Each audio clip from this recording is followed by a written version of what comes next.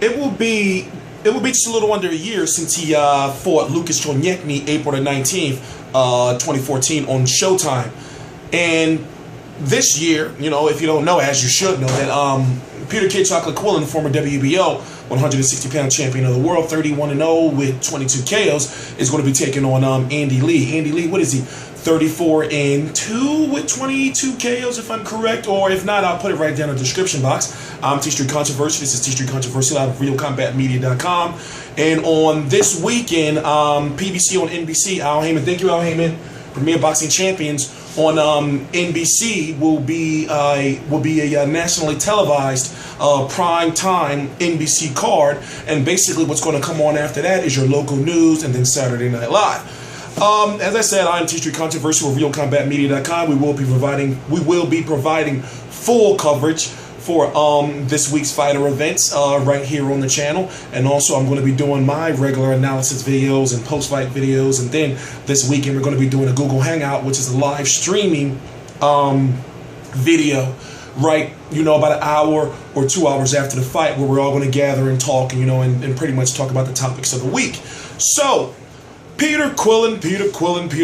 In September, he vacated his WBO title, and fans were pissed because this is the first time I've ever seen in my life a boxer vacate a title, not because he can't beat the other fighter or because or not because of fear, but because of political reasons. And me, I was pissed about that, but at the same time, like I said in many other videos before, I'm actually, how can I put it? Peter Quillin has been growing on me for multiple reasons. Now, I'm going to explain in detail. One is that I was following him on Twitter and following everything, and I actually liked how he handled the situation. Like for example, I'll explain the best way as I can, and, you know, we're going to go down to like a street level. He wasn't all like no bitch ass shit, as far as he wasn't like blocking people. You know, of course he had to. Some people you just got to.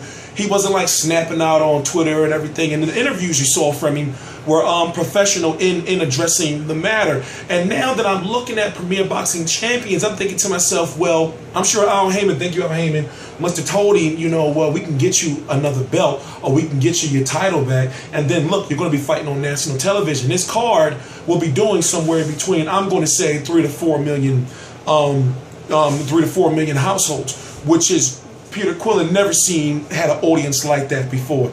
So it all depends on how you weigh the situation. And the fact that he is fighting for the same belt again is showing that that basically, okay, there was a plan in place. Because remember, go back to my videos, they're right here on the channel.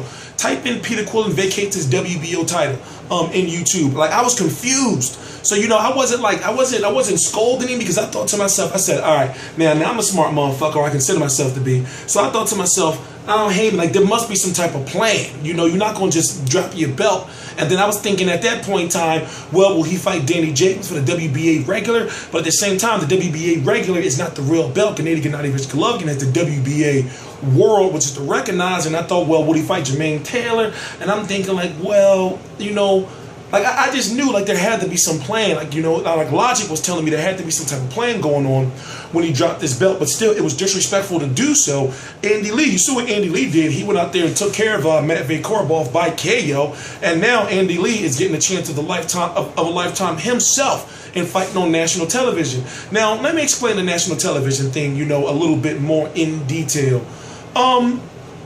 It's showcasing the fighters to a larger audience that they can get on Showtime and HBO. Why? Is because it's free network television. So that right there in itself is priceless, because you're going to make new fans. And it's all up to you, the boxer, to do what you're supposed to do. You know, fighting on an NBC or CBS or ABC, you're going, I mean, come on, you're going to make a few thousand, maybe more. I'm just saying, I'm just using that as a low number. You're going to make a few thousand fans at least, and a few thousand new ones. And what it is kind of like, you know, YouTube.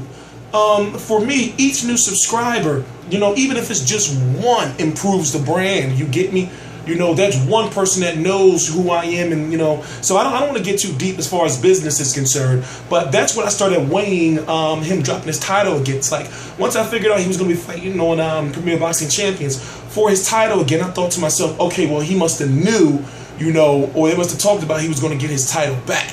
You know, so that's why a lot of times you notice me, you know, I don't jump the gun. Like when boxers do some shit that seem stupid or confusing, I try to think, you know, like, why did he do this? It got to be something going on. And also, you know, I'm not even gonna lie, I try to think like this man a little bit by watching the way he maneuvers, you know, his boxers around. You know, I check the boxing rankings daily. I know who's ranked in all the major divisions. I'm talking about from 118 on up. No, 122 on up. I know by heart who's number 1, number 2, and number 3, and you know the interim belt holders and the silver belt holders and the mandatories. I know all of them. So me knowing that stuff, it helps you. I gotta take the trash out. That's the trash truck. We're gonna take the trash out. But what I'm gonna do is, as I said, I'm gonna be providing full coverage. I'm sorry, it's a little rude, but I do my videos live and uncut. We're going to be providing full coverage on the channel, so, you know, stay tuned daily. You're going to see more stuff from Peter Quillin. I'm talking actual fighter footage. You're going to see more stuff from Danny Garcia. You're going to see some Heather Hardy. We're going to have Errol Spence. Everything on the channel. And then when it comes to Friday, the weigh-in, I'm going to have the weigh-in on the channel.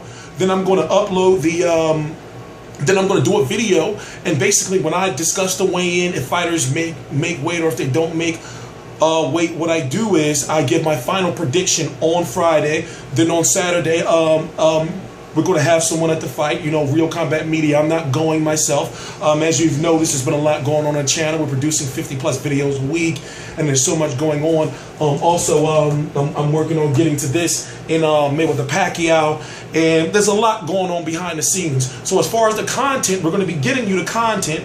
You know, so just be patient. You know I'm getting the stuff out in a timely manner. As I said before, I'm doing it all myself as far as the channel is concerned. So I want to thank all of you for your support. I'm going to say follow me on Twitter. Go check out my Facebook page. Go to realcombatmedia.com for boxing, mixed martial arts, jiu-jitsu, and basically all my videos and boxing interviews from others and not only myself. And links are right below. History, Controversy, GTM Sports Banners, realcombatmedia.com, Be Real TV, Hoop Jab. Please subscribe.